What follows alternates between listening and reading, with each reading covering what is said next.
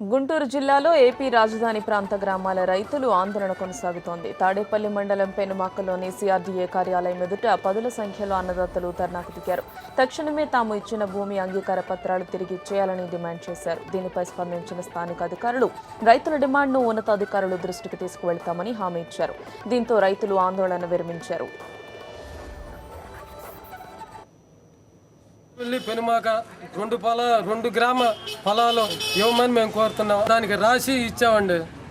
అది CRD commissioner గారు. ఆ సిఆర్డీ వాళ్ళు కూడా మమ్మల్ని భయభ్రాంతులు చేశారు. 28 దాటితే మేము తీసుకోము, తర్వాత మేము భూ సమీకరణ మీ ఇష్టం అని అన్నారు. 30-31 కూడా తీసుకున్నారు.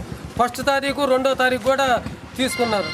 ఈ పెనుమాకలోని మా పొలాలు మాకు కావాలి, మాకు ఇవ్వాలి అని అడగడానికి వచ్చారు. ఈరోజు అధికారులు చెప్పిన సమాధానం ఏంటంటే, మేము కమిషనర్ గారికి తెలియపరుస్తాం, మీరు రిప్రజెంటేషన్ ఇవ్వండి మాకు, మేము కమిషనర్ గారి దగ్గర తెలియపరుస్తాం, కమిషనర్ గారు నిర్ణయం తీసుకోవాలి, మేము తీసుకునే నిర్ణయం లేదని ఈ గ్రామ అధికారులు అన్నారు.